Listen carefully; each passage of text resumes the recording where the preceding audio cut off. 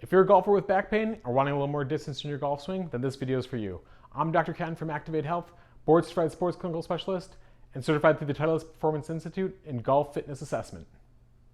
So if you're a golfer who's struggling with back pain or just not getting the distance in your shot, it may be due to a lack of mobility or a lack of strength or stability. So we're going to try to, through the standing pelvic tilt today, try to identify if we have any movements with our strength and stability.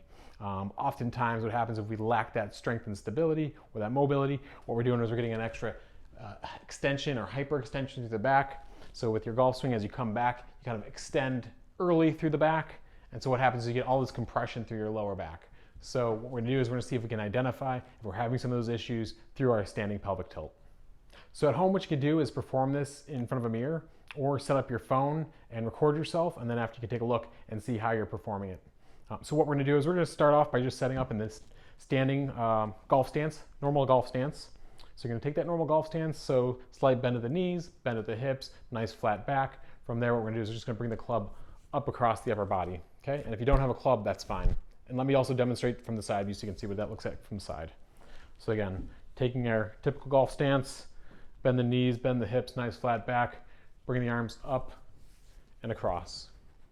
From there, what we're trying to do is just trying to get the back to arch and then flatten or round.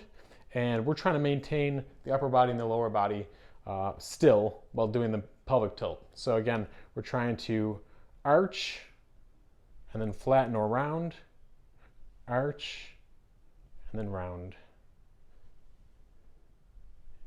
And so at home, what you're looking for is a nice smooth movement, again through the trunk, trying to avoid that movement through your upper body. So we're trying not to get any of this movement through the upper body or get the whole body move as we go through this. So if you notice your whole body's moving, then you're really not isolating the core effectively.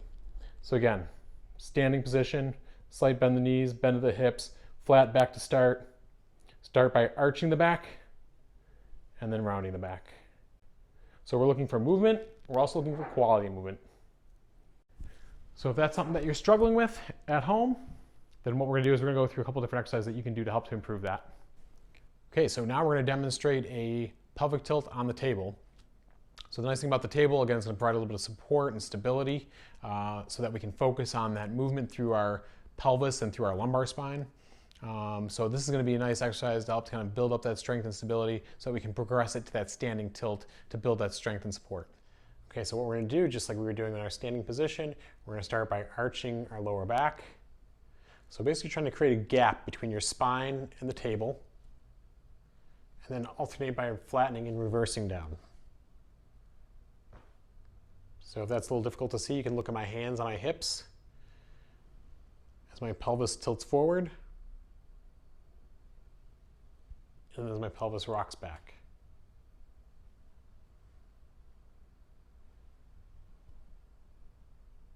Again, we're trying not to use the body, the lower body, to kind of bring the body up or bridge up.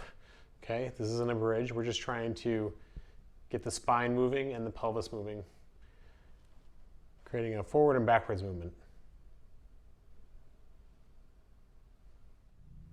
Okay, so if you were trying those standing pelvic tilts at home and found it difficult to perform, either you just couldn't isolate the core and get your whole body moving, this is a good modification that you can try on your own. So what you're going to do is you're going to find a nice flat wall at home.